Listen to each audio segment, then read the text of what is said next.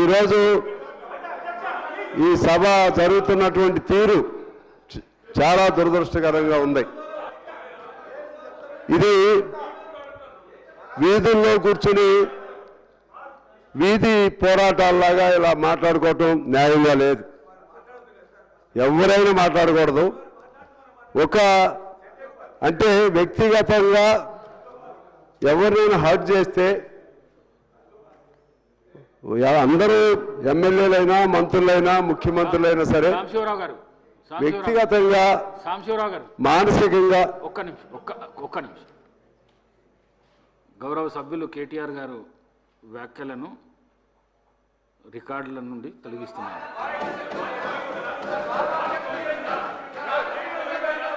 సాంబశివరావు గారు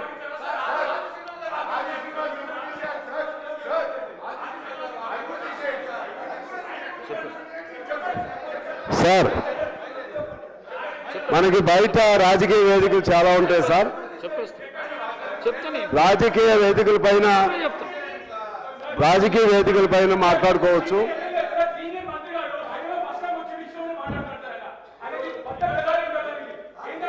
రాజకీయ వేదికల పైన మాట్లాడుకునే భాష ఆది శ్రీనివాస్ మాట్లాడిన మాటలు ఏమైనా పరిశీలించి తప్పగా ఉంటే రికార్డుల నుంచి తొలగిస్తాను. మాట్లాడండి.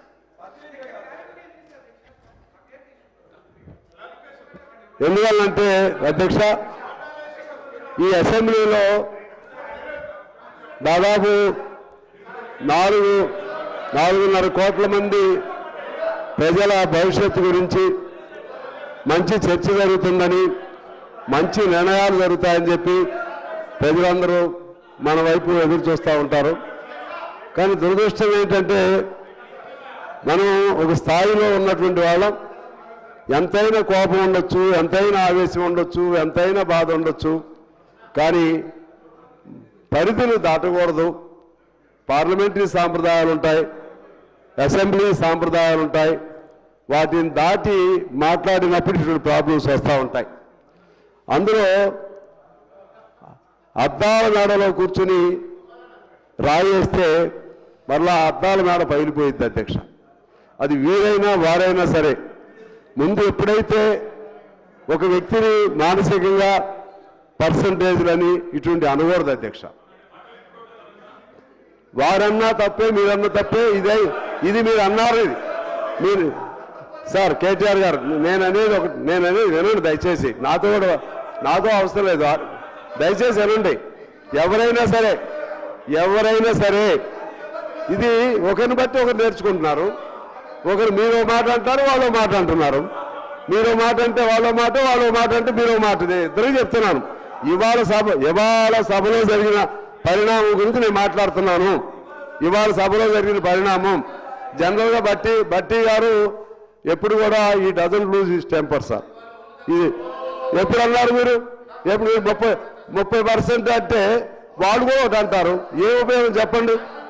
మీరు 1% అంటారు, వాళ్ళు ఇంకోటి అంటారు. అంటే ఇప్పుడు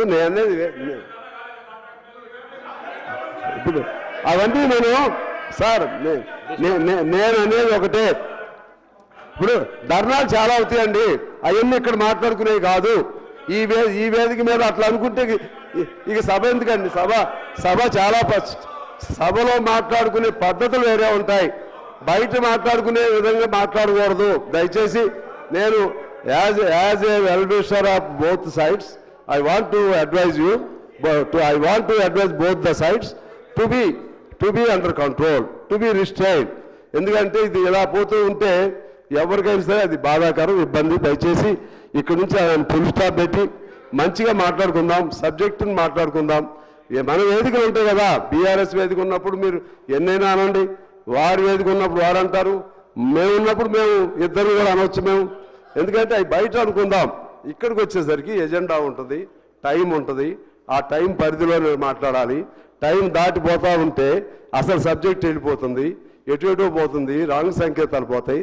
దయచేసి నేనేమి don't think that I'm taking any side. Just as a neutral person I want to advise both the sides. So అధ్యక్ష, సబ్జెక్ట్ కొనసాగిస్తాను.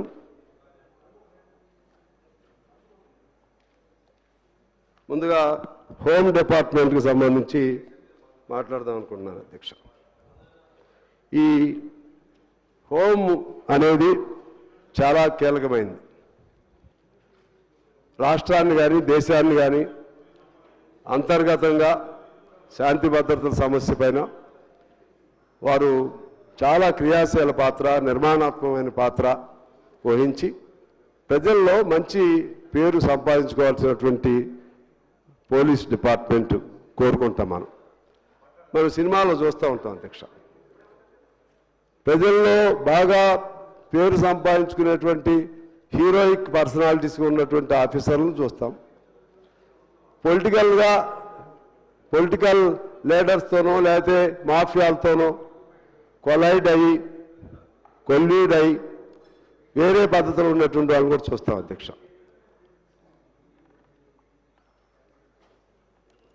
ఇక్కడ మన వ్యవస్థే, పోలీస్ వ్యవస్థే ఇది బ్రిటిష్ వారు మనకు ప్రసాదించినటువంటి సిస్టమ్.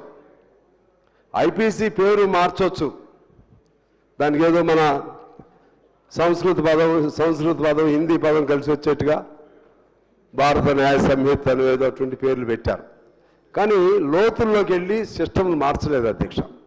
ఈనాటికి కూడా పోలీస్ అంటే భయం లేకుండా నిర్భయంగా ఒక సామాన్యుడు పోలీస్ స్టేషన్కి వెళ్ళి కంప్లైంట్ ఇచ్చే పరిస్థితి లేదంటే ఆ పోలీస్ వ్యవస్థ ఫ్రెండ్లీ వ్యవస్థ కాదనేది నా అభిప్రాయం. ఒక సామాన్యుడు, పేదవాడు, ఒక దళితుడో, ఒక గిరిజనుడో, లేకపోతే ఒక అనాథో, ఒక మహిళో వెళ్ళి ధైర్యంగా ఆ పోలీస్ స్టేషన్కి వెళ్ళి ఆ ఎస్ఐ సమక్షంలో కూర్చుని నా బాధ ఇదేని చెప్పుకునే పరిస్థితి లేదు అధ్యక్ష. అది రావాలి, మారాలి. మారటానికి అవసరమైన తగు సంస్కరణలు ఏమిటో చేయవలసిన అవసరం మన హోమ్ డిపార్ట్మెంట్ మీద ఉందని మీ ద్వారా విజ్ఞప్తి చేస్తున్నాను. మధ్యలో అసలు ఏమి ప్రయత్నాలు చేయలేదని కాదు, వాళ్ళు కొన్ని ప్రయత్నాలు చేస్తున్నారు, కానీ చాలట్లేదు. ఆ ప్రయత్నాల వరకే ఉంటున్నాయి. ఆచరణలోకి వచ్చేసరికి పోలీసింగ్ అనేది ఇది సామాన్యుడిది కాదు అనేది అర్థమైంది అధ్యక్ష. No common man feels that policing and police system will be helpful in his distress. వాళ్ళ బాధలో ఉన్నప్పుడు ఇది హెల్ప్ చేస్తుందని nobody will feel that. Nobody will repose his faith in the system itself sir. దీనికి ఎట్లా మార్చాలో వాళ్ళు మార్చుకోవాల్సినటువంటి అవసరం ఉంటుంది అధ్యక్ష. అదేవిధంగా అంబేద్కర్ చెప్తాడు, a person whose mind is not free though he may not be in chains is a slave not a free man. ఆయనకి సంఖ్యలు లేకపోయినా సరే ఎవరి మనసు అయితే స్వేచ్ఛగా ఉండదో అతను ఓ బానిస లాంటి వాడే, స్వేచ్ఛాజీవి కాదు అని అంబేద్కర్ చెప్తాడు అధ్యక్ష. Article 19(1) of the constitution guarantees fundamental right to freedom of speech and express to all the citizens. అంటే freedom of speech, expression article 19 మనకు ప్రసాదించింది అధ్యక్ష. అదేవిధంగా మావో జేటింగ్ అంటాడు, సరే భావాలు వేరైనా సరే 1000 భావాలు వికసించని అని మావో సెట్టింగ్ అంటాడు. ఇవాళ భావాన్ని వ్యక్తం చేసే అవకాశం, అదృష్టం లేదు అధ్యక్ష. ఫ్రీగా మాట్లాడేటువంటి అవకాశం, అదృష్టం లేదు అధ్యక్ష. ఇది ఎలా జరుగుతుందో, ఎందుకు జరుగుతుందో దాన్ని మళ్ళా ఆ స్థితికి మనం ఎప్పుడు తీసుకెళ్తామో ఆలోచన చేయాల్సిన అవసరం ఉంది అధ్యక్ష. మహాత్మా గాంధీ చెప్తాడు, అర్ధరాత్రి ఆడపిల్ల ధైర్యంగా రోడ్డు పైన తిరిగిన రోజే నిజమైన స్వాతంత్రం అని. అది లేదు అధ్యక్ష. అది నేరస్తుల వల్ల కానివ్వండి, నేరస్తుల్ని నియంత్రించవలసినటువంటి పోలీసు వైఫల్యం కానివ్వండి. I'm not confining to this government are to this police department. So I been referring since the Inception of the police system it self. అందుకని దీన్ని ఎక్కడుందో దాన్ని ఆలోచన చేసుకోవాల్సినటువంటి అవసరం ఉంది అధ్యక్ష.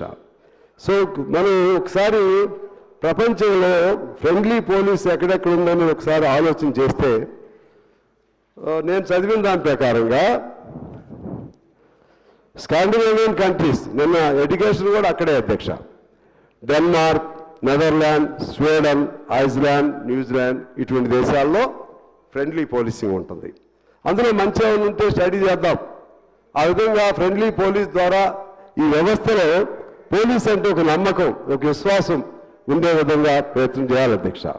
ఇవాళ పోలీసు వ్యవస్థలో ఇంటర్నల్గా కూడా ఓ బానిసత్వం ఉంటుంది. ఆర్టిజన్లు అంటారు. కింద ఉన్నటువంటి పోలీసులు పెద్దవాళ్ళకు బానిసలాగా పనిచేయాలి, ఆ పెద్దవాళ్ళకు బానిసలాగా పనిచేయాలి, ఆ పెద్దవాళ్ళు ఇంకెవరికో బానిసలుగా పనిచేయాలి. వాళ్ళందరూ కలిసి రాజకీయ నాయకులకి, మంత్రులకి, ముఖ్యమంత్రులకి వాళ్ళు డ్యూటీగా చేయట్లేదు అధ్యక్ష. ఎక్కడో పనిచేసే పరిస్థితి వస్తూ ఉంది. దాన్ని ఆ సిస్టమ్ తీసేయాలి. ఆక్సిలరీ ప్రమోషన్స్ అంటారు. ఆక్సిలరీ ప్రమోషన్స్ అంటే ఏంటది అధ్యక్ష? అడ్డగోలుగా చంపడాన్ని ఆక్సిలరీ ప్రమోషన్స్ ఇస్తారా?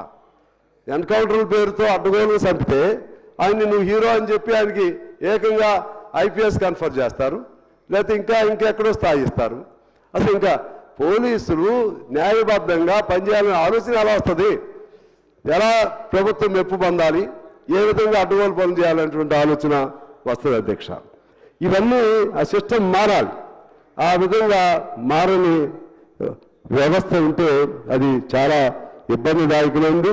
దాన్ని మార్చడానికి ఏం చేస్తారో ఇది ఇవాళ జరిగేటువంటి డిస్కషన్స్ మరెన్నో జరగాలి. వ్యవస్థని మార్చడానికి ప్రయత్నం చేయాల్సినటువంటి అవసరం ఉందని చెప్పి మీ ద్వారా నేను విజ్ఞప్తి చేస్తున్నాను అధ్యక్ష. అదేవిధంగా జైలులో ఉన్న వాళ్ళు బయటికి రానిరు అధ్యక్ష. జైలులో కనీస సౌకర్యాలు తక్కువే, మాట్లాడలేరు, ధైర్యం చేయలేరు. అక్కడ ఉండేవాళ్ళు ఏం మాట్లాడతారు? అప్పటికే వాళ్ళు నేరస్తులు. మళ్ళీ ఏం గొడవ జరిగితే మళ్ళీ కేసులు పెడతారో, బయటికే రానిరని భయం. ఎప్పుడైనా మేము కూడా చాలాసార్లు జైలుకి వెళ్ళాం అధ్యక్ష. నెల రెండు నెలలు ఉన్నాం. అప్పుడప్పుడు మేము ఆందోళన చేసేవాళ్ళం. మేమంటే మళ్ళీ వెళ్తామనేటువంటిది. కానీ యావజ్జీవ శిక్షలు పడ్డ వాళ్ళు ఏం చేయగలుగుతారు? వాళ్ళు అప్పటికే సగం వాళ్ళు జీవితం అయిపోయి ఉంటుంది మానసికంగా. అటువంటి వాళ్ళకి కనీసం సత్ప్రవర్తన కలిగిన వాళ్ళని బయటకు రాకుండా ఏదో పేరుతో అడ్డం వేసేటువంటి పరిస్థితి. ఇంతకుముందు గవర్నర్లో, ముఖ్యమంత్రులు సత్ప్రవర్తన కలిగినటువంటి వాళ్ళని బయటకు వచ్చే విధంగా అవకాశం ఉండేది. ఇప్పుడైతే నాకు తెలిసి ఏదో పేరుతో లేట్ అవుతా ఉంది. దానికి నేను I don't find fault with only this government CM or somebody who is taking care of this department. పోలీసుల రికమెండేషన్సే మెయిన్. ప్రధానంగా పోలీసులు వాళ్ళు వద్దు, బయటికి రావద్దు. ఈ మంత్రులు, ముఖ్యమంత్రులు కూడా వాళ్ళ మాటే అంటున్నారు. ఇది మారాలి. ముఖ్యమంత్రి అయినా మంత్రులైనా సరే పోలీసు విధానం ఎలా ఉండాలి అని చెప్పగలిగినటువంటి పరిస్థితి ఉండాల్సిన అవసరం ఉందని అధ్యక్ష. అదేవిధంగా ఈ మధ్య ఒక అతను నా దగ్గరికి వచ్చాడు అధ్యక్ష. అతను నాగార్జున అనే పేరు ఏదో ఉంది. అతని పాపం ఏదో ఇతర దేశాల్లో చదువుకోవడానికి వెళ్ళి అక్కడ at the spur of movement he involved in a murder case. So he suffered imprisonment for 14 years and legally he got bail order also, he release order also, but he is not being allowed to come out. అది దాన్ని కూడా ఇటువంటి ఆ విధంగా ఉంటే నేరస్తుడు మరింత నేరాలకు పాల్పడతారు తప్పితే సత్ప్రవర్తనకి అవకాశం ఉండదు అధ్యక్ష. అతని పేరు నాగరాజు, మిస్టర్ నాగరాజు నల్లూరి. అది నాకు ఆంధ్రప్రదేశ్ నుంచి రికమెండ్ చేశారు. వాళ్ళు సంగారెడ్డిలో ఉంటారు అధ్యక్ష. ఈ విధంగా ఈ సిస్టమ్ని మార్చడానికి మరింతగా కృషి చేయవలసిన బాధ్యతని మీ ద్వారా ప్రభుత్వం తీసుకోవాలని నేను కోరుతూ కొన్ని అంశాలకు సంబంధించి చెప్తాను. ఒకటి, వితిన్ ద పోలీస్ సిస్టంలో కూడా మార్పు రావాలి. తర్వాత వాళ్ళకి షిఫ్ట్ సిస్టమ్ ఉండాలి అధ్యక్ష. పోలీసులు అన్యాయంగా షిఫ్ట్ సిస్టమ్ లేకపోవటం వలన వాళ్ళకు ఉన్నటువంటి ఎఫిషియన్సీ